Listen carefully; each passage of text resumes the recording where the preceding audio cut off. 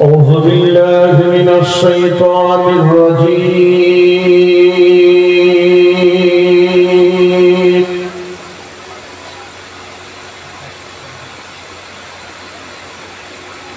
بسم الله الرحمن الرحيم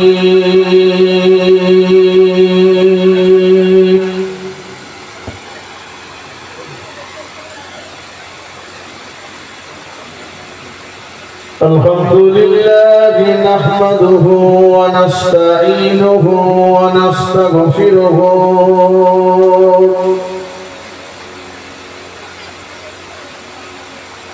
ونؤمن به ونتوكل عليه ونعوذ بالله من شرور أنفسنا ومن سيئات أعمالنا من يهده الله فلا مضل له ومن يضلله فلا هادي له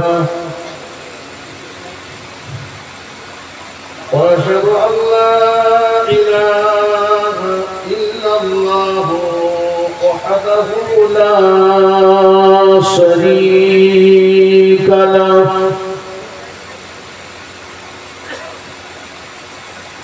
وأشهد أن سيدنا وحبيبنا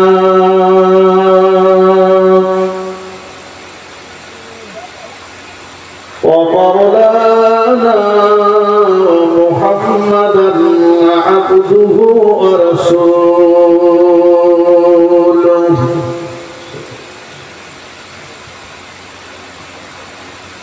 قال الله تعالى أيضا في كتابه مخبرا وآمرا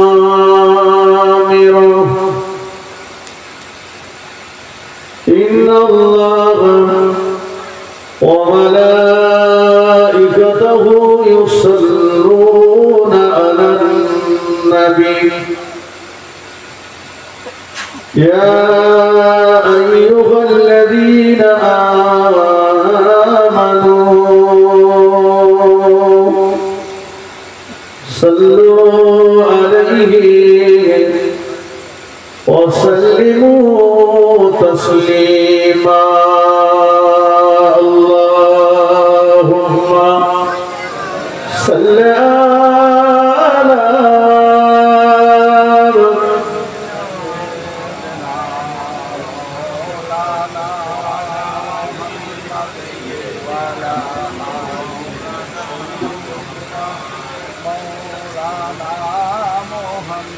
আরেকটু মহব্বতের সঙ্গে আল্লাহুম্মা সাল্লি আলা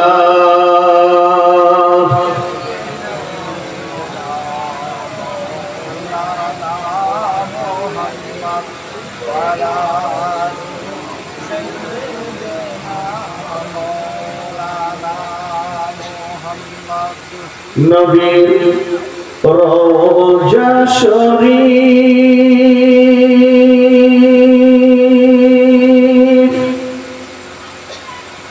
দেখে মন ভরে না দিদার দাও গো শাহে মদিনা নবীর রওজা শরীফ দেখে মন ভরে না দিদার দাও গো শাহে মদিনা আল্লাহুম্মা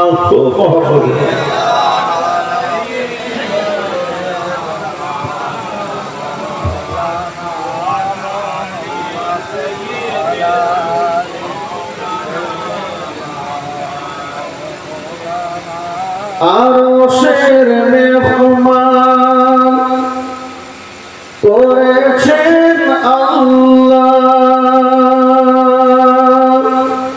কত শান কত মান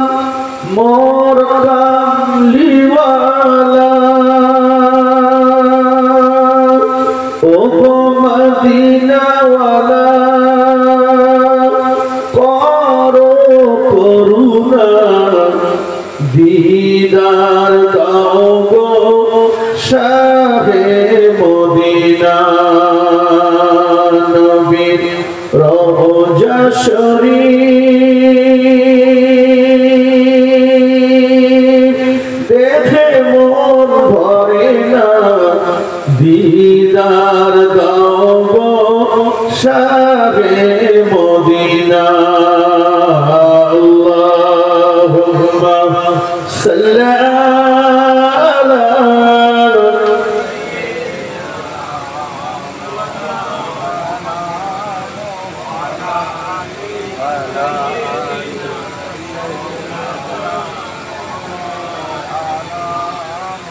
জালিমি মুবারক দেখলে এক নজর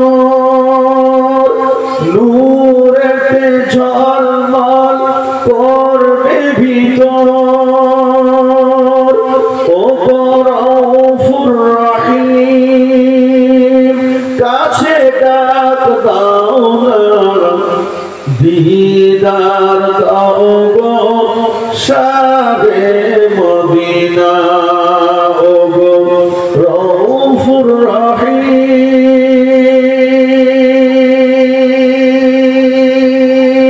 কাছে ডাক দাও না দিদার দাও গো শাহে মদিনা আল্লাহুম্মা সাল্লি আলা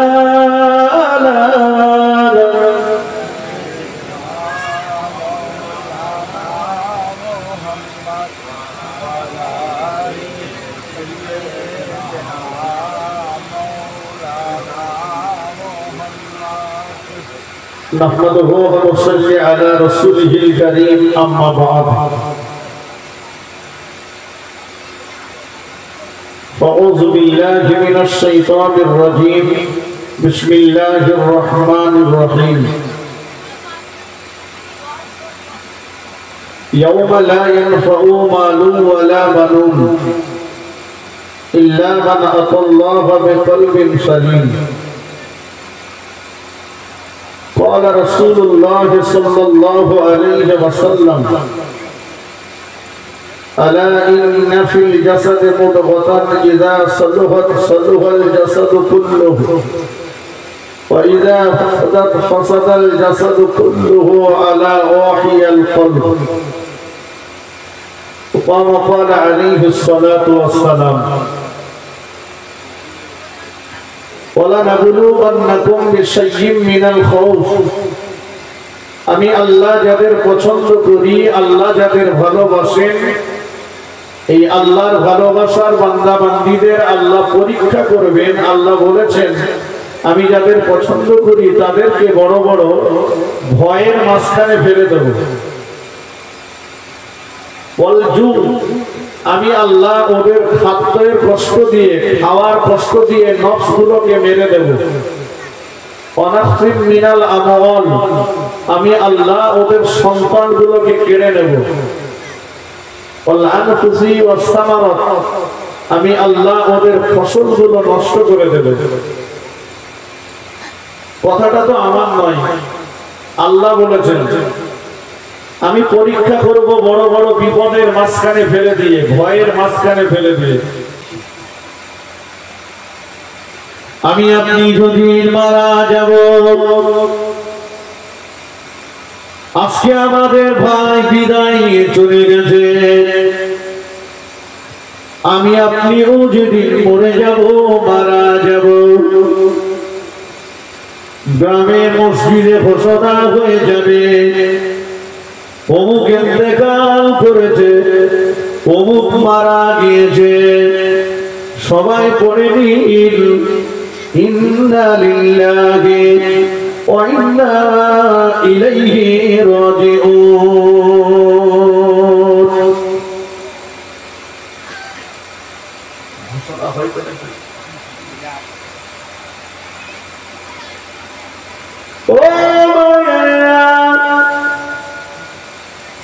সংবাদ পৌঁছে গিয়েছে সকলের মুখে একটাই কথা জানাজা কখন হবে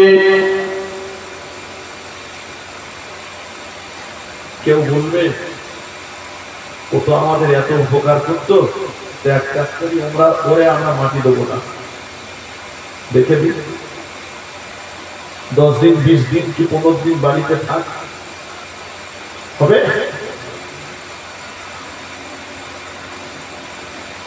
সারাটা জীবন ধরে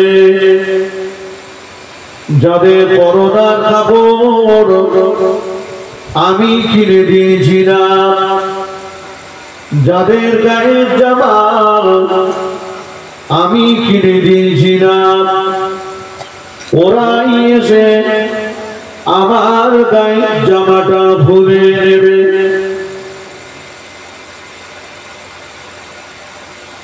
পরনার কাপড়টা ভুলে নেবে, আমার পয়সায় তৈরি করা খাটের থেকে আমাকে আপনাকে নামিয়ে দেবে, আমার টাকায় কেনা বালিশ আমার আপনার মাথা থেকে কেড়ে নেবে।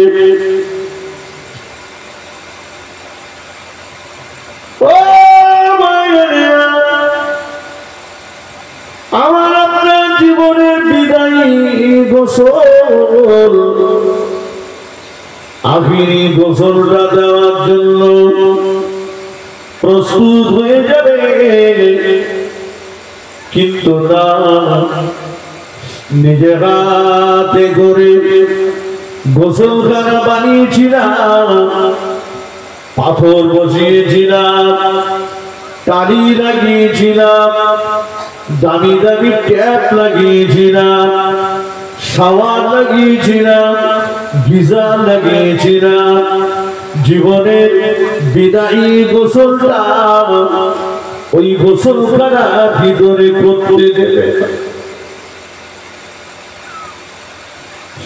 আবার আপনার জীবনে বিদায়ী গোসল, আখিরি গোসলটা দেওয়ার জন্য বাড়ির বারান্দাতে অথবা বাড়ির উঠানে কাপড় দিয়ে ঘিরে একটা অস্থায়ী গোসলখানা বানিয়ে নেবে, ওই গোসলখানার ভিতরে নিয়ে গোসল দিতে থাকবে। যখন ওই সময় আমি আপনি কাঁদতে থাকবো, ও আমার গোসল দিতে আসা ব্যক্তিরা আমার গায়েতে জোরে জোরে পানি ঢেলো না, আস্তে আস্তে ঢেলো, জোরে জোরে মর্দন করো না, আস্তে আস্তে মর্দন করো, জোরে জোরে নাড়াচাড়া দিও না, আস্তে আস্তে নাড়াচাড়া দাও। এই মুহূর্তে আমার উপর দিয়ে একটা তুফান বয়ে গিয়েছে, কিন্তু না, সেদিনের কান্নার আওয়াজ গোসল দিতে আসা ব্যক্তিরা শুনতে পাবে না। ওরা ওদের মতো করে গোসল দিয়ে খাটিয়ায় তুলে দেবে, খাটিয়ার উপরে সাদা কাপড়ের কাপড়টা বিছিয়ে থাকবে। ঘরে আমার অনেক লুঙ্গি আছে, জামা প্যান্ট আছে, গেঞ্জি আছে, পাঞ্জাবি আছে, বাইরে শাড়ি আছে, কিন্তু না কিছুই দেবে না। ও কাপড়ের উপরে শুয়ে দিয়ে কাপড়ের কাপড়টা যখন উঠতে থাকবে, ওই সময় মুখটা কাঁদতে থাকবে, ওই সময় আমি আপনি কাঁদতে থাকবো। ও আমার কাপড় পরাতে আসা ব্যক্তিরা, মরে দিও না, ঢেকে দিও না, মরে দিও না, ঢেকে দিও না, তড়িঘড়ি তড়িঘড়ি করে তোমরা আমার মুখটা কাপড়ের কাপড় দিয়ে মরে দিও না, তড়িঘড়ি করে তোমরা আমার মুখটা কাপড়ের কাপড় দিয়ে ঢেকে দিও না। দেখো দেখো, চেয়ে দেখো, আমার খাটিয়ার পাশে দাঁড়িয়ে, আমার লাশের পাশে দাঁড়িয়ে আমার জনম দুঃখিনী মা কেমন করে কাঁদছে আর বলছে, খুঁজি রে বেটারে, সোনার মানিক রে, তুই আমার কলিজার 32টা নারী যারা সন্তান, আগে আমি চলে যাব, কিন্তু না, আগে তুই চলে গেলি বাবা, বিদায় নিলি বাবা। দেখো আমার আম্মা কেমন করে কাঁদছে, আমার আব্বা আমার খাটিয়ার পাশে দাঁড়িয়ে কাঁদছে, বাচ্চাগুলো খাটিয়ার পাশে দাঁড়িয়ে কাঁদছে আর বলছে আব্বু আব্বু আব্বু আম্মু আম্মু আম্মু। নাতি পোতাগুলো কাঁদছে দাদু ভাই দাদু ভাই, ও আমাদের নানু ভাই দাদু ভাই নানু ভাই, একটু দাঁড়াও, এক্ষুনি তোমরা আমার কাপড়কে মরে দিও না। কিন্তু না, সেদিনের কান্নার আওয়াজ কাপড় পরাতে আসা ব্যক্তিরা শুনতে পাবে না। ও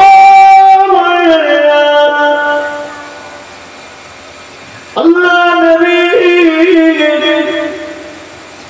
পাক জামানে বলেছিলেন, ও আমার বেটি ফাতেমা, খবরদার মা, নবীর মেয়ে বলে যেন নামাজে ইবাদতে তেলাওয়াত অলসতা করো না মা।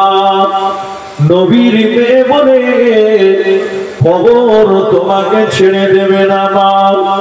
কিয়ামতের দিন নবীর মেয়ে বলে আলাদা করে কোনো বিচার হবে না মা।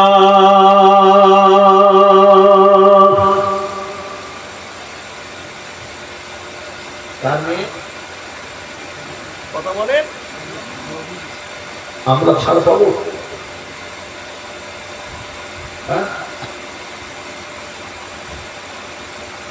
ও আল্লাহ নবী বিবি আমাদের আম্মাজান খাদিজাতুল কুবরা রাদিয়াল্লাহু তাআলা ইন্তেকালের আগে দয়ার নবীকে বলেছিলেন, ইয়া রাসূলুল্লাহ, আমি খাদিজা, আমার বড় চিন্তা হয়, আমার বড় ভয় হয়, না জানি খবর আমার সঙ্গে কেমন ব্যবহার করবে।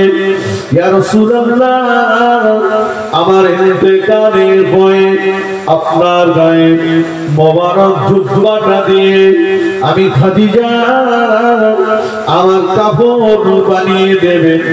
ইয়া রাসূলুল্লাহ, খাদিজার মনে শত বিশ্বাস, আপনার ব্যবহারকৃত কাপড় দ্বারা পৃথিবীর কোন মুমিন মুসলমানের যদি কাপড় বানানো হয়, আপনার ইজ্জত সম্মানের খাতিরে ওই ব্যক্তিটার কবরের আযাবকে আল্লাহ ক্ষমা করে দেবে।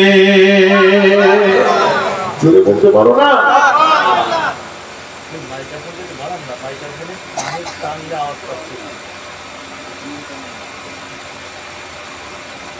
মা খাদিজা যাকে আল্লাহ সালাম দিয়েছিলেন, জিবরাইল সালাম দিয়েছিলেন, শুধু তাই না, আমার রাসূলুল্লাহ আম্মাজান খাদিজাতুল কুবরাকে ভালোবাসতেন। মা খাদিজা যতদিন বেঁচে ছিলেন, আমার রাসূলুল্লাহ দ্বিতীয় কোনো বিয়ে কথা বলে করেননি। আম্মাজান যতদিন বেঁচে ছিলেন, রাসূলুল্লাহ দ্বিতীয় বিয়ে করেননি। আম্মাজানের ইন্তেকালের পরে রাসূলুল্লাহ আল্লাহ পাকের হুকুমে 9টা 11টা বিয়ে করেছেন, কিন্তু মা খাদিজাতুল কুবরার কথা বলেননি।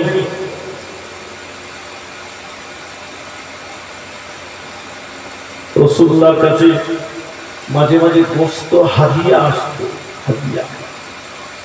আমার রাসূলুল্লাহ সমস্ত বিবিদের আমাদের আম্মাজানদেরকে ডাকতেন, ঘিরে বসে যেত, রাসূলুল্লাহ সবাইকে গোশতগুলো ভাগ করে দিতেন। এবার যে একটা ভাগ রাসূলুল্লাহ নিজের কোলের কাছে টেনে রেখে দিতেন। अम्मा जानेरा बोलते या रसूल अल्लाह या हबीब अल्लाह हुजूर अपनी तो आमादेर सबाइके दिए दिएछेन हुजूर कोलेर काछे एई भातटा कार जोन्नो रेखे दिएछेन अल्लाह नबी बोलतेन ओ আমার বিবিরা কোলের কাছে ভাতটা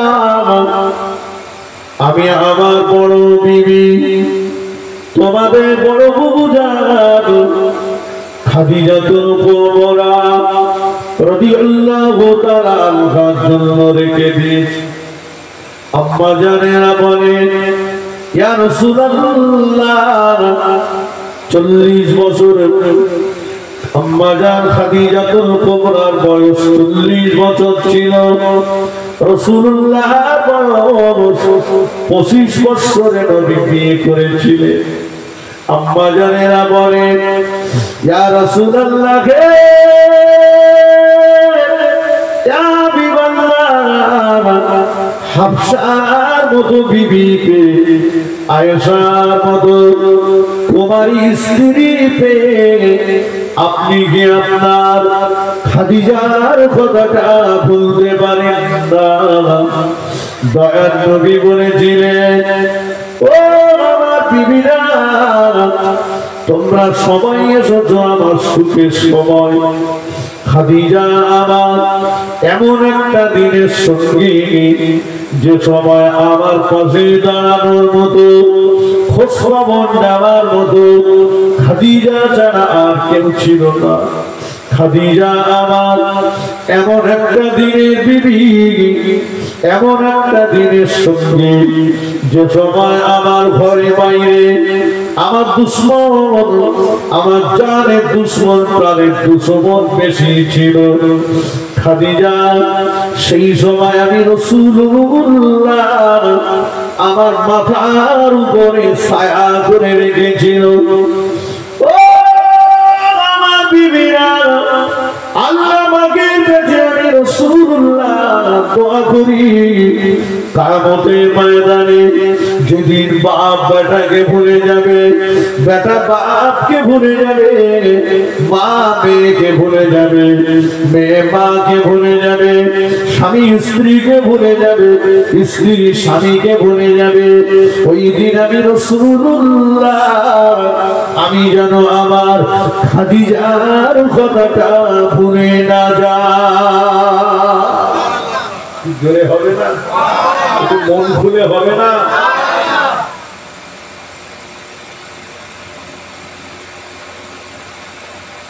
আমাদের তো কিছু কিছু সংসারে মরার আগের থেকে টিকিট কাটতেছে এই ভুল বলছি নাকি স্বামী বেঁচে আছে এরপরেও চ্যাটিং চলছে চ্যাটিং বুঝেন নাকি হ্যাঁ ওই যে বড় ওলা কোম্পানি স্বামী বেঁচে আছে তার মধ্যে আর একটা স্বামী খুলতেছে আবার কিছু স্বামী আছে বউ বেঁচে আছে তবু আর একটা বউ খুলতেছে আর রাসূল বলছেন আমি যেন আমার খাদিজার কথাটা ভুলে না যাই জোরে বলুন রাসূলুল্লাহর ঘরে 800 কেস ফ্রিজ আর ছিল না কিন্তু সংসারটা রহমত বরকতে ভরপুর ছিল সুবহানাল্লাহ মুহাব্বত ছিল আমাদের মুহাব্বত সব করতে পারি না হুজুর এই গোশতগুলো রেখে দিয়েছে এই গোশতগুলো নিয়ে কি আপনার খাদিজার কবরের পাশে রেখে আসবেন নাকি আম্মা জানেরা আম্মা জানেরা বললেন ইয়া রাসূলুল্লাহ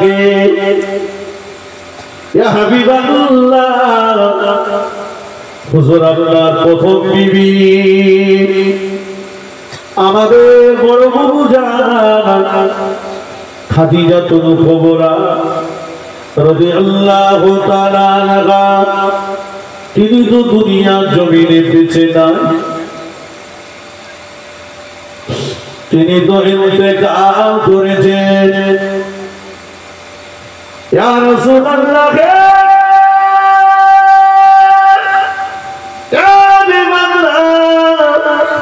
আমাদের বড় খাদিজাতুল কুবরা রাদিয়াল্লাহু তাআলা মক্কা শরীফে জান্নাতুল মুআল্লা কবরস্থানে শুয়ে আছে। হুজুর এই বস্ত্রগুলো নিয়ে কি খাদিজা কবরের পাশে রেখে আসবেন? নবী সাল্লাল্লাহু আলাইহি ওয়াসাল্লাম বললেন, ও আমার বিবিরা, এমন করে বলো না আমি রাসূলুল্লাহ। তোমাদের অংশটা তোমাদেরকে দেওয়ার পরে খাদিজার অংশটা নিয়ে আমি রাসূলুল্লাহ রাস্তায় বেরিয়ে পড়ব। খুঁজে খুঁজে খুঁজে খুঁজে দেখব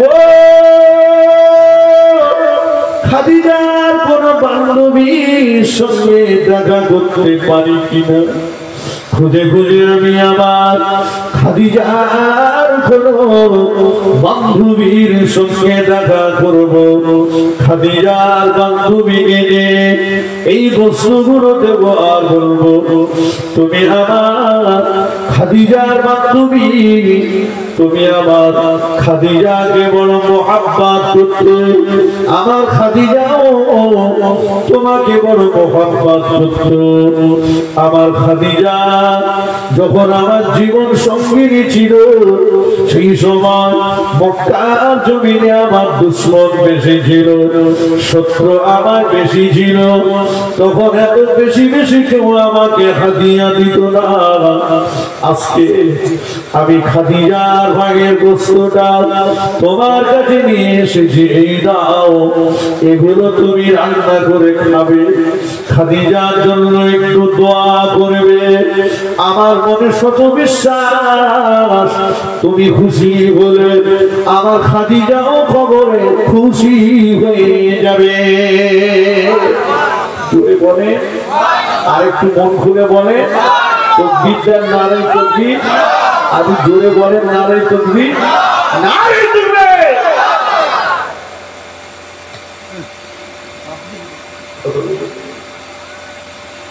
আমাদের মোড়ল হুজুর অস করেছে, তাই শুনে বাড়ি দিয়ে পা ধুয়ে বালিশের উপর তুলে দিয়েছে। হুজুর বলেছে স্বামীর পায়ের তলায় স্ত্রীর জান্নাত। অশুনে বাড়ি দিয়ে পা দুটো ধুয়ে বালিশের উপর তুলে দেবো। হুজুর কি বলে শুনেছি, আমার পায়ের তলায় তোর জান্নাত। কিন্তু মনে রাখা দরকার ও কথাটি বারহাক সত্য কথা। যেমন স্বামীর পায়ের তলায় স্ত্রীর জান্নাত, তেমন একটা স্বামীকে জান্নাতে যেতে গেলে তার স্ত্রীর পক্ষ থেকে ভালো সার্টিফিকেটের দরকার। কথা বলেন,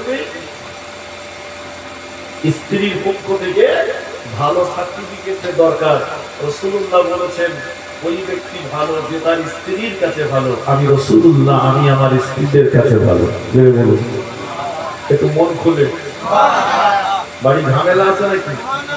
এই বাড়ি ঝামেলা আছে নাকি? সুবহানাল্লাহ আসতে হচ্ছে কেন? একটু মন খুলে বলেন সুবহানাল্লাহ। হ্যাঁ, এইবার বলে যাচ্ছে যে বাড়ি খুব একটা ঝামেলা নেই।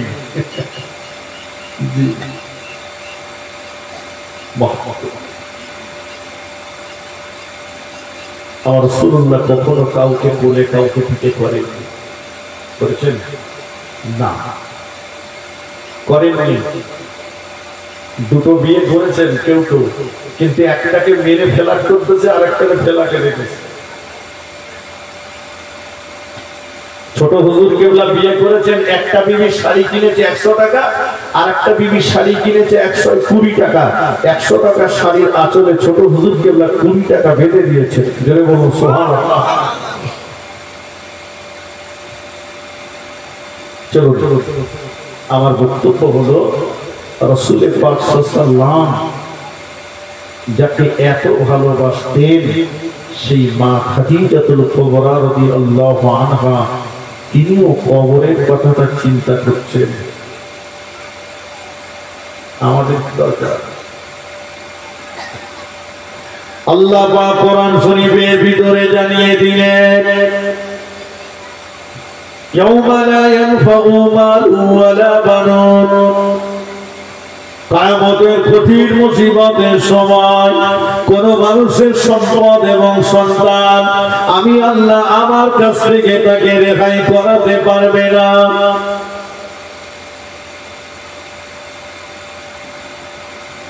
সম্পদ এবং সন্তান, টাকা থাকলে টাকায় দুনিয়ায় সম্মান পাওয়া যায়। টাকা এক জায়গায় করে আল্লাহকে যদি বলি, আল্লাহ কত টাকা লাগবে, আমি 2-4 কোটি মেরে দিচ্ছি, জীবনে যেন আমার মরণ না হয়, হবে? আল্লাহকে যদি বলি, আল্লাহ 2-10 কোটি লাগিয়ে দেবো, তবে জান্নাতের একটা ঘর আমার দিতে হবে, হবে? কিন্তু আপনি দুনিয়ায় কাউকে টাকা দেন, টাকা দিলে অনেক কিছুই দুনিয়াতে টাকার বিনিময়ে করা সম্ভব। দেখছি টাকা যার সম্মান তার, ঠিক কিনা বলে?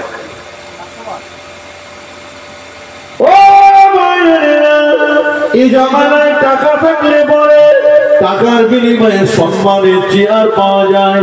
এই জামানায় টাকা থাকলে পরে টাকার বিনিময়ে মৌলানার গতি পাওয়া যায়। এই জামানায় টাকা থাকলে পরে টাকার বিনিময়ে মসজিদের সেক্রেটারি পাওয়া যায়।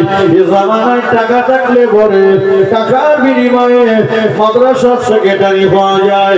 এই জামানায় টাকা থাকলে পরে টাকার বিনিময়ে গরিবের গালে অন্যায় ভাবে চোর মারা যায়। এ জামানায় টাকা থাকলে পরে টাকার বিনিময়ে অপরের জমি জবরদখল করা যায়। এ জামানায় টাকা থাকলে পরে টাকার বিনিময়ে গরিবের উপরে অত্যাচার করা যায়। এ জামানায় টাকা থাকলে পরে টাকা বিনিময়ে দিনের বেলা মানুষ খুন করে রেহাই পাওয়া যায়। এ জামানায় টাকা থাকলে পরে টাকার বিনিময়ে সারা জীবন জালিয়াতি চুরি ফেরেবাজি করে শেষ জীবনে 3 লাখ 3.5 লাখ টাকা ব্যয় করে মক্কা মদিনা থেকে ঘুরে এসে হাজী নামটাও অর্জন করা যায়।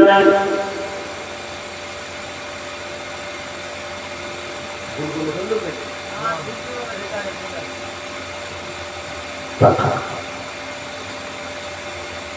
টাকা আল্লাহ বললেন, টাকা দিয়ে আমার কাছ থেকে কিছু মালুন ওয়ালা বানুন। একজনের ছেলে নেই, রয়েছে তার মেয়ে। তোমার 5টা ছেলে, তুমি ছেলেগুলোকে লাঠি বানিয়ে তার উপরে অত্যাচার শুরু করেছো। তোমার 5টা ছেলে 5টা লাঠি করেছো, তুমি জাতটাকে অন্যায় ভাবে তুমি বেইজ্জতি করছো, মারছো, অপমান করছো, অবদস্ত করছো। ক্ষমতা রয়েছে তোমার, ক্ষমতার বলে দুনিয়াতে পারো। আল্লাহ বলছেন, আমার কাছ থেকে রেহাই পেতে গেলে, নাজাত পেতে গেলে ইল্লা মান আতাল্লাহু বিকলবিন সালিম, ওই মানুষটাই পেতে পাবে যে মানুষটা একটা রোগহীন নিরোগ অন্তর, যে অন্তরে কোনো রোগ নেই, ওই অন্তর নিয়ে আমার কাছে আসতে পারবে। ওই মানুষটাই ওই দিবসে মুক্তি পেয়ে যাবে। বলে বলুন, একটু মন খুলে বলেন।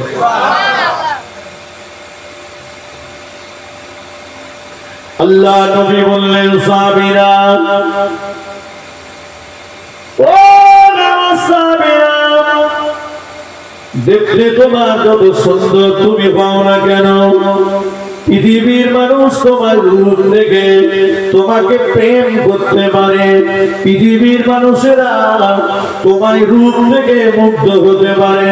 পৃথিবীর মানুষ তোমার রূপে তারিফ করতে পারে।